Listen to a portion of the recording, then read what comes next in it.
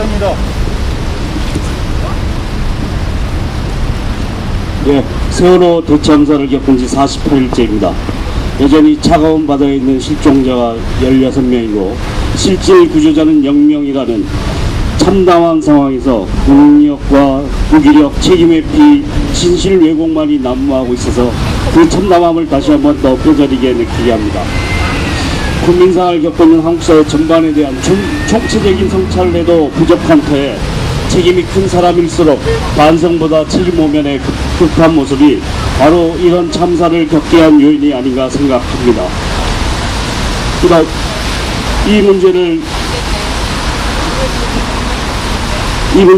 이 진실 규명이 아직도 되고 있지 않은 이런 상황에서 전국 대학 교수 시국 농성이 이루어지고 있습니다. 이 자리에서 세월호 대참사에서 나타난 노동 문제를 주제로 한국사에서 가장 정력적인 노동학자이신 민주화를 위한 전국교수협의회 정임 전 상임대표이시고 카톨릭 대학 계시는 조동문 선생님과 회담하는 시간을 가져보겠습니다. 네, 반갑습니다. 네. 저는 고대 노동대학원에 있는 김성이라고 합니다. 예, 그간 세월호 참사 희생자 추모 촛불 모임에도 참석하신 걸 봤는데 지금 대참사 발생과 이후 과정을 바라보는 심정은 어떠신지 소회를 한번 말씀해 주시죠. 예, 그 세월호 사건을 보면은 그 우리 사회를 아주 압축적으로 잘 보여주는 그런 한 단면이었다고 생각이 됩니다. 세월호가 침몰하게 된 거는 그거는 시장의 실패죠. 이윤의 목을 이윤 극대화에 매달리는 그 자본의 실패.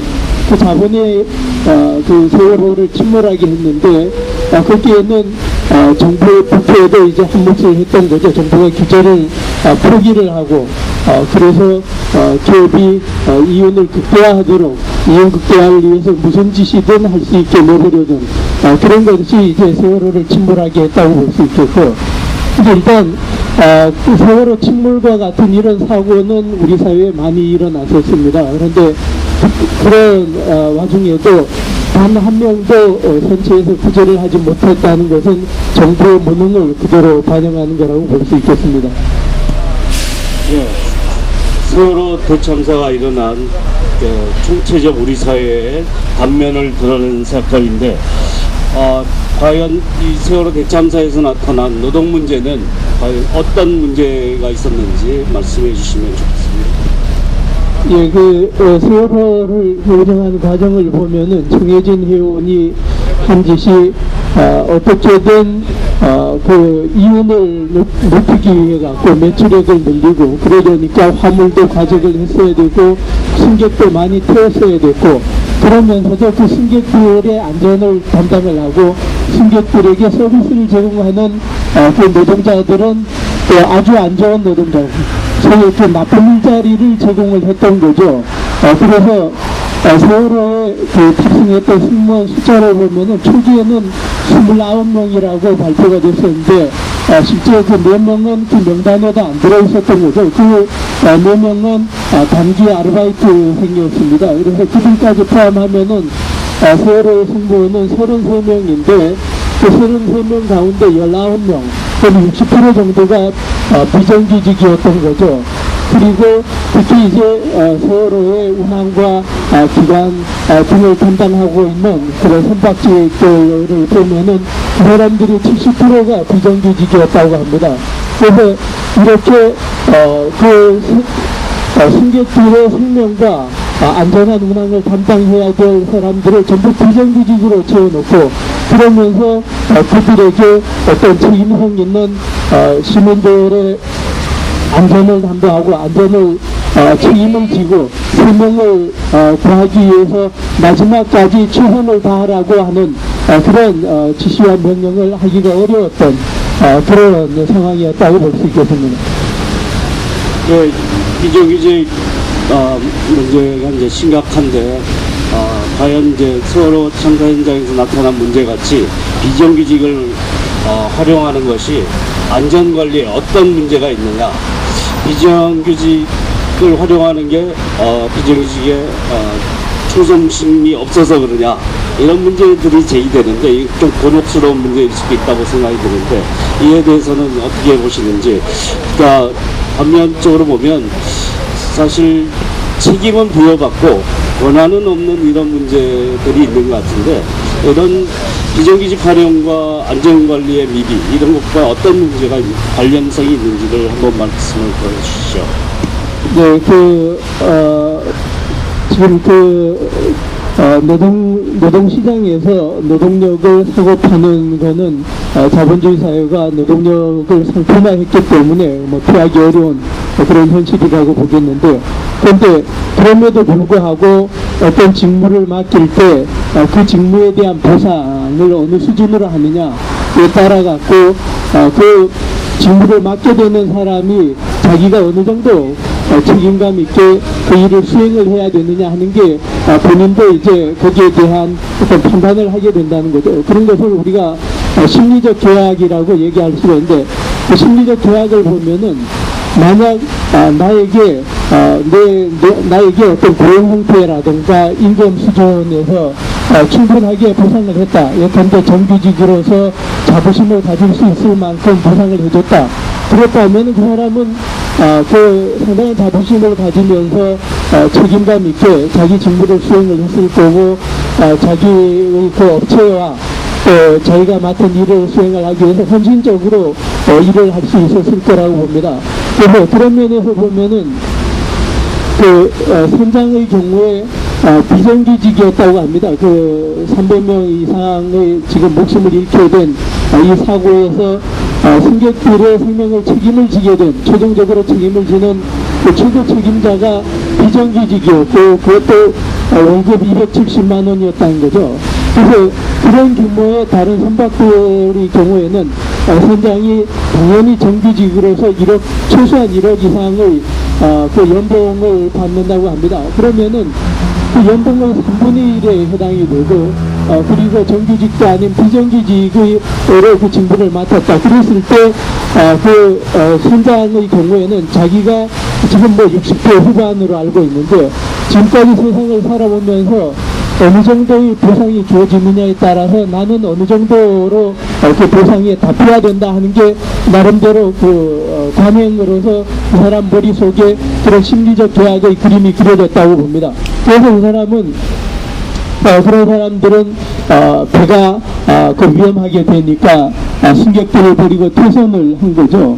그래서 그런 경우 보면은 과연 그 선장과 그때 배를 떠났다는 분들이 도덕적인 그런 죄의식을 얼마나 느끼겠느냐. 저는 도덕적인 죄책감을 느낄 수 있다고 봅니다. 그러나 그게 공정했느냐 볼 때는 그 사람들은 그 공정성에서는 자신들이 받은 그 보상에 비해서 자신들이 한 그 일에 대해서 그거는 그 공정한 거래 관계였다고 이제 본인들은 생각할 수 있었겠습니다. 근데 한편으로 모든 비정규직이 다 그렇게 무책임하냐 하면 그건 아니었던 것 같습니다.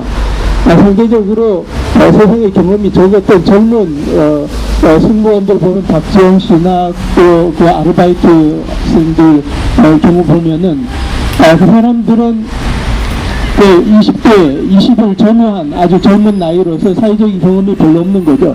그런데 그 사람들은 비정규직으로 고용이 됐고, 그 아르바이트생들 같으면은 예컨대 단기 알바 8명이었다고 그랬는데, 그중 리뷰의 경우에 알려진 경우를 보면은 2박 3일 동안 고용이 된 단기 아르바이트생인데, 근데 그 2박 3일 동안 받는 보상이 11만 7천 원이었다고 합니다.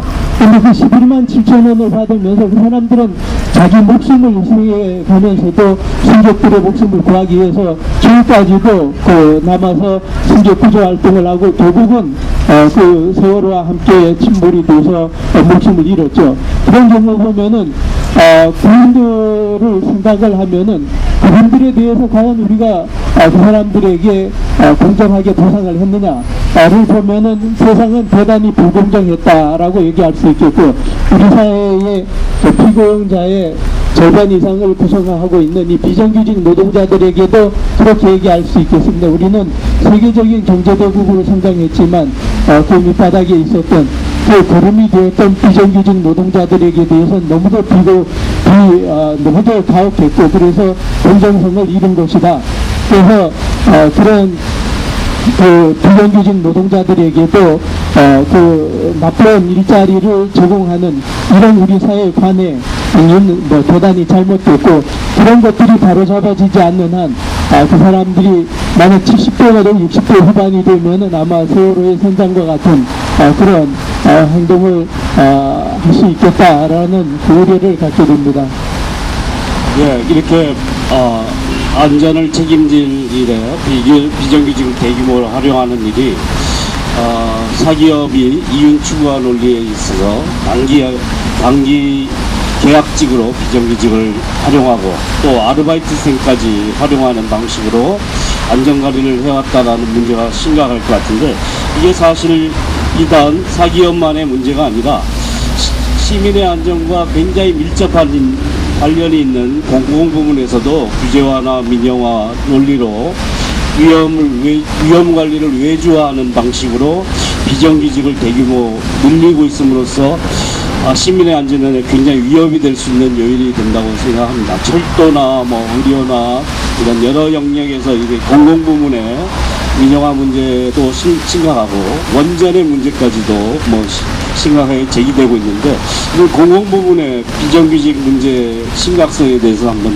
말씀을 해주시죠. 예, 그 정부는 시장을 향해서 모범을 보여주고 어떤 모델을 제시해줘야 되는데, 우리 정부는 전혀 그렇게 하지 못했습니다. 지금 지하철이나 열차에서 이제 사고가 나는 충돌 사고가 일어나고 하는 것들을 봐도 그런 시민들의 안전을 담당해야 되는 그런 중요한 직무를 외주 하청을 주거나 비정규직들에게 간접적으로 비정규직에게 맡기거나, 지난번에 지하철에 이제 사고가 났을 때 그 신호관리 체계는 처음 도입할 때부터 제3의 업체에게 외주화를 줬다는 거죠. 그리고 지금 국립공원들에 가면은 시민들의 안전을 담당하는 그 안전요원들이 있는데 그분들이 다 비정규직이고 그런 거죠.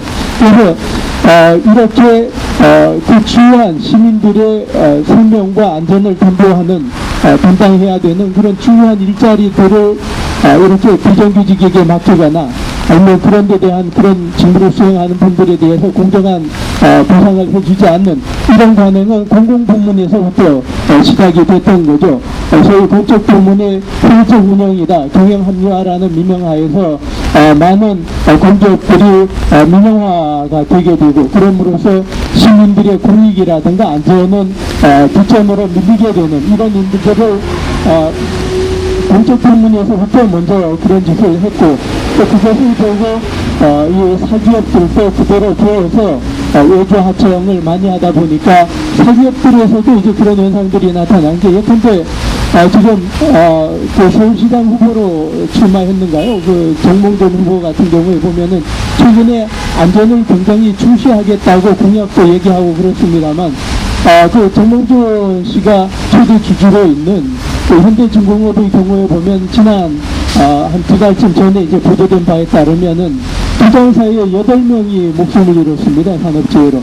그러면은 일주일에 1명씩 목숨을 잃은 건데, 그렇게 노동자들이 그 안전과 안전한 위험을 기부하고 안전한 조건 하에서 일을 할 수 있는 이런 노동권을 무시하는 사람이 또 이제 공직까지 맡는다. 그랬을 때 우리 그 서울시는 정말 어디 한 군데 마음 놓고 걸어 다닐 수 없게 할 만한 이런 그 시정을 펼치지 않을까 우려가 되는데, 어떤 이런 그 위험한 관행은 공적 부문에서부터 시작이 돼서 그 사적 부문까지 확산이 되고 지금 우리 사회 주요한 적폐로 남게 됐습니다.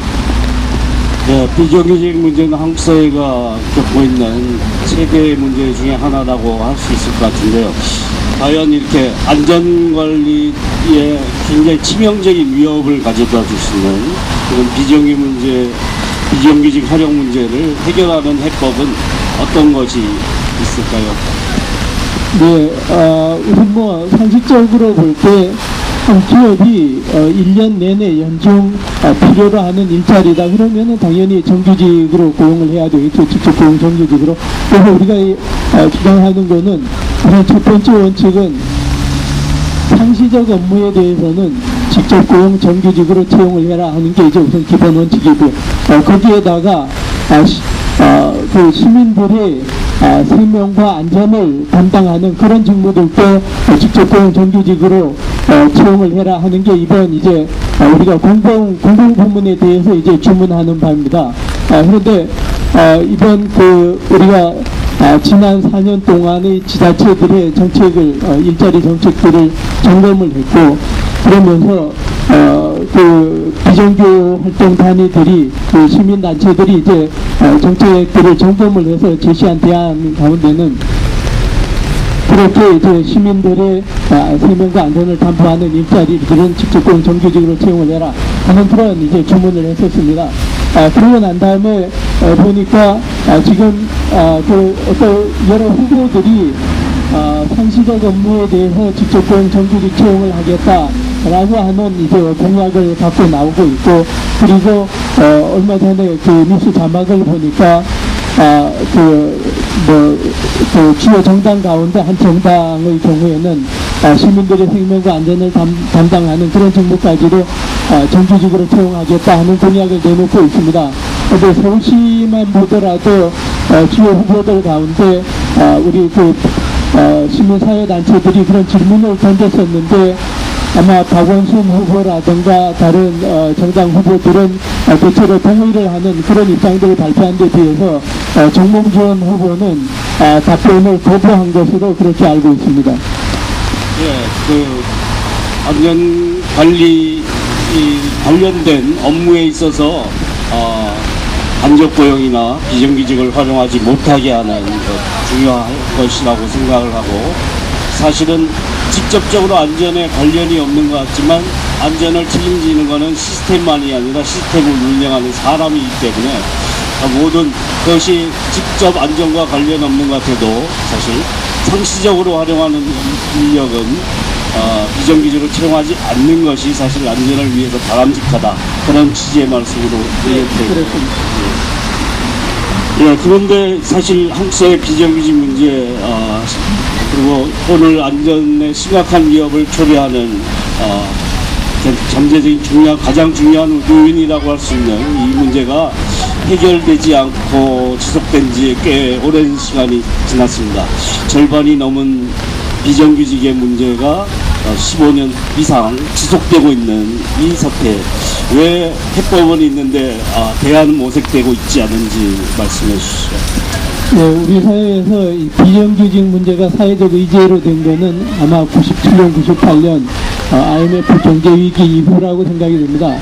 그전까지는 사실 우리가 정규직, 비정규직이라는 구분 자체를 잘 안 하고 있었는데, 그때까지만 하더라도 비정규직이라고 하더라도 당연히 그 고용계약이 계속 경신이 되고 하는 것들이 거의 이제 관행화되어 있었던 거죠.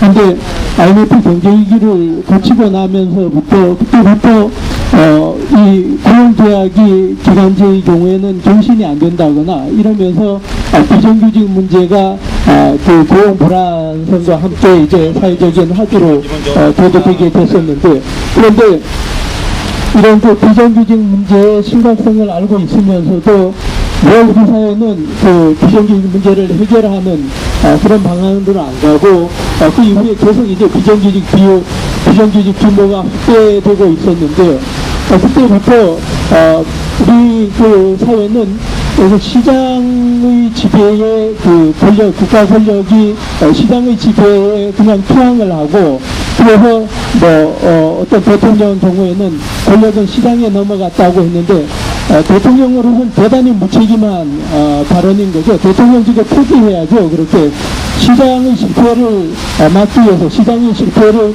정부의 실패로 이어지지 않게 하려면은 바로 그런 시장의 실패를 바로잡고, 그리고 사회적 규제 아래 시장을 둬야 되는데, 시장으로 권력이 넘어갔다는 얘기를 한 것은 바로 시장에 대한 규제를 포기하겠다는 발언인 거죠. 그렇게 시장에 내버려 두니까 시장은 효율성만 강조를 하고 생산 비용 절감만 얘기를 하고, 그러다 보니까 인건비 절감을 얘기를 하고, 그게 결국 정리해고의 남발과 비정규직의 오남용, 더 나아가서는 지금 불법 파견 비정규직이 확산되는 이런 사태를 이제 가져왔는데, 바로 이런 것은 우리 사회에 시장의 지배를 그대로 수용하는 신자유주의 이데올로기가 패권을 행사한 게 아닌가. 또 이런 신자유주의라는 이데올로기가 패권을 누리게 된 이 배경에 보면은 이게 신자유주의라는 어떤 타이틀을 갖고 등장한 것이 아니라 효율성이라는 이름으로 그 구정기업의 민영화라든가 은행의 민영화 이런 식으로 이제 전파가 됐고 확산이 됐던 거죠. 그래서 노동력 사용도 유연화해야 된다. 그래서 우리 사회는 극단적인 형태의 노동력의 지금 유연한 사용, 노동력의 유연화가 극단화되어 있는데 이렇게 피고용자의 절반 이상이 비정규직으로 있는 사회, 이런 건 정상적인 사회가 아닌데 아직도 바로잡아지지 않고 있는 것은 바로 그런 신자유주의적인 그런 이데올로기가 바로 지배계급의 이데올로기가 우리 사회의 지배 이데올로기가 됐기 때문이라고 볼 수 있겠습니다. 예, 그런 이 신자유주의 지배체제 하에서 이 비정규직 활용과 안전 관리가 외주화되면서 시민 안전이 위협받는 이런 상황은 반복될 수밖에 없는 상황에 처해 있는 것 같은데요. 이를 위해서 사실 우리가 해야 될 과제는 무엇일지 좀 생각해 볼 필요가 있을 것 같아요. 예, 가만히 있으라고 하는 그 대참사의 원인을 지금도 대통령과 정치 권력은 반복하고 있는데 과연 가만히 있지 않는 어떤 대안의 방법은 무엇인지, 이 신자유주의 체제를 극복할 수 있는 방안은 무엇이라고 생각하는지 말씀해 주시기 바랍니다. 예, 그 가만히 있으라는 얘기는 아마 이명박 박근혜 정권이 우리들에게 하고 있는 얘기고 시민들에게 이제 늘 하고 있는 얘기였죠.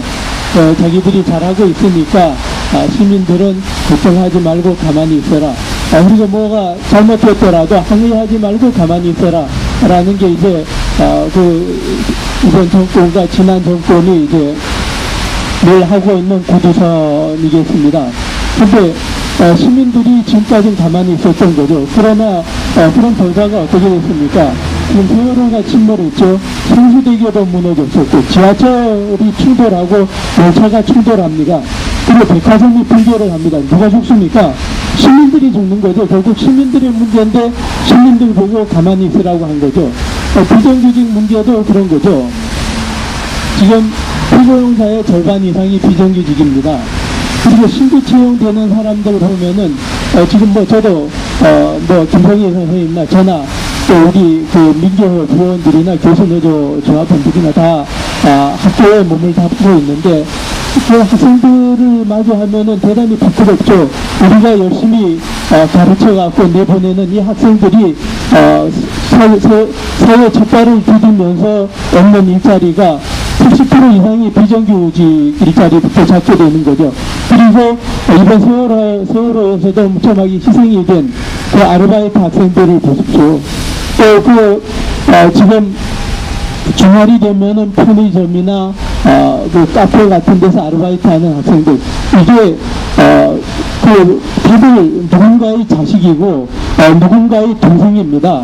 그래서 시민들의 안전 문제나 비정규직 문제가 결코 남의 문제가 아니라 우리 자신들의 문제라는 거죠. 그리고 우리는 그동안 너무도 오랫동안 우리 자신의 문제에 대해서 침묵해 왔다는 거죠. 그래서 시민들이 권리의식을 제대로 갖게 되고, 그리고 바로 시민들의 안전과 비정규직 문제는 우리 자신의 문제라는 걸 깨닫는 순간부터 우리가 할 일이 생기고 우리는 촛불을 들고, 그리고 우리는 뭔가 요구를 하고 가만히 있지 않고 발언을 하게 되는 그것이 우리 사회의 잘못된 문제점들을 바로잡는 그런 시발점이 될 거라고 생각을 합니다.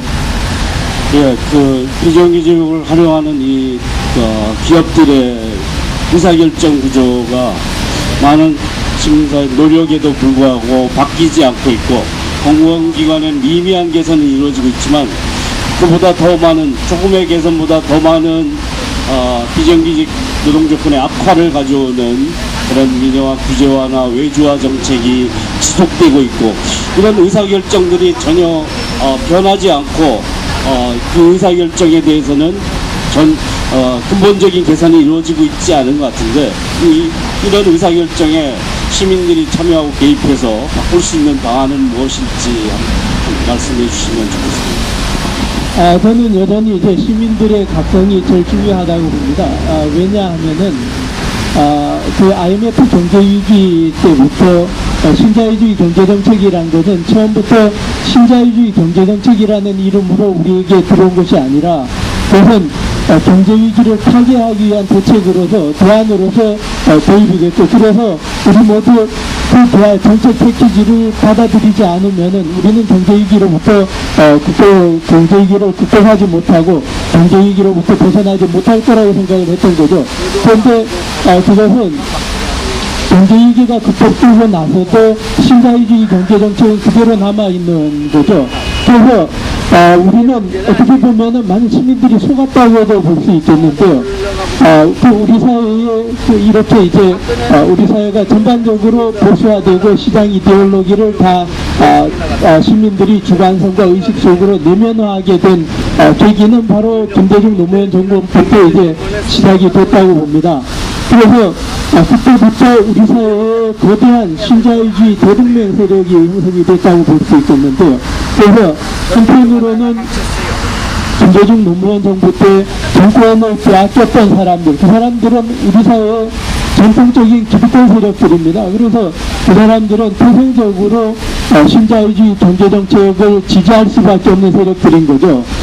그런데 한편으로 당시 집권을 했던 민주화 개혁 세력들을 보면 그 사람들이 아마 정권을 잡고 있지 않았더라면 신자유주의 경제정책에 반대를 하고 국유개혁 민영화에 반대를 했었을 텐데, 그 사람들이 나서서 신자유주의 경제정책을 펼치고 국영개혁 민영화를 했고 노동시장 유연화를 했고 한미 FTA를 추진을 했던 거죠.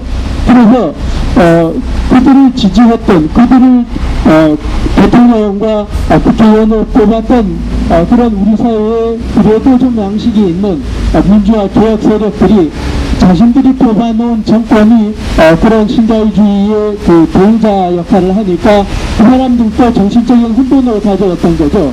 정체성의 혼란을 가져오게 되고 많은 사람들이 신자유주의에 대한 지지 세력으로 됐고, 그러면서 우리 사회는 신자유주의 대동맹이 형성이 됐고, 지금도 여전히 그 세력이 우리 사회의 우리 사회를 지배하는 지배 세력이라고 봅니다.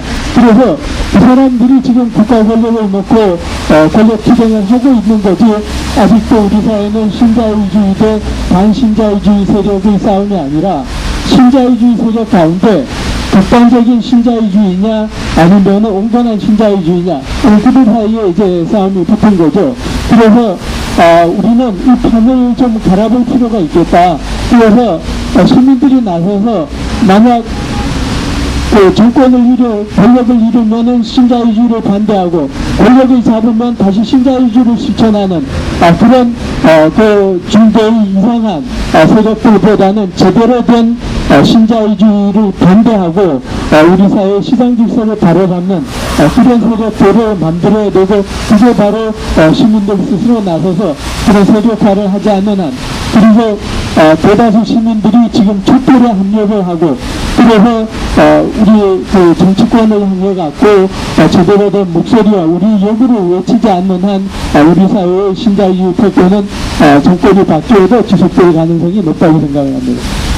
네, 시민 안전을 볼모로 외형 성장만 추구하고 비정규직을 남용하는 이런 신자유주의 세력의 아주 권위적 억압적 스타일만이 아니라 그런 온건한 스타일까지도 사실은 이 오늘의 노동 문제를 낳은 요인이기 때문에 이를 바로잡는 것은 바로 시민들의 능동적이고 주체적인 역할이다, 이렇게 말씀을 요약할 수 있겠네요. 네, 아주 탁월하게 정리를 하셨습니다. 예, 마지막으로 한 가지 더 말씀드리고 싶은 거는 기간제 교사한테 이제 보험이 가입돼 있지 않다, 그래서 사망보험 지급하지 못한다.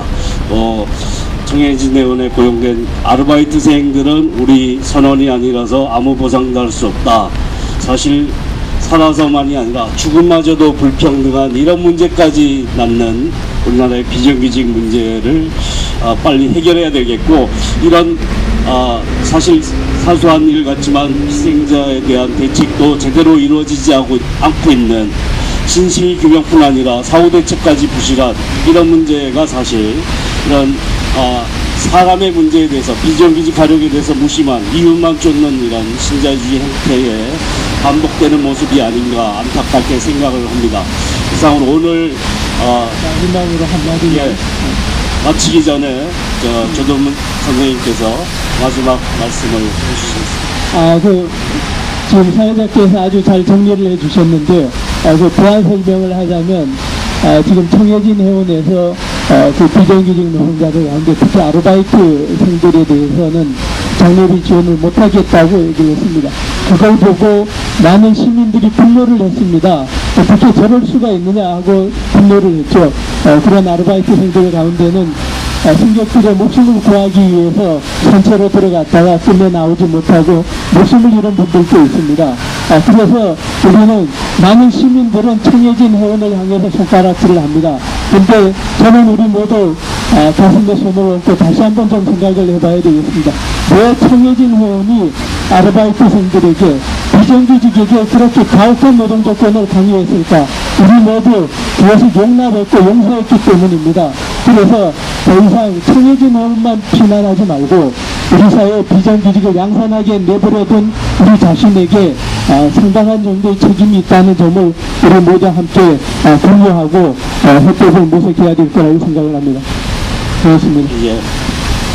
오늘 세월호 참사 48일째를 맞아서 CK 정국교수 시국농성장에서 진행된 세월호 참사와 노동 문제에 대한 대담을 이것으로 마치겠습니다. 감사합니다.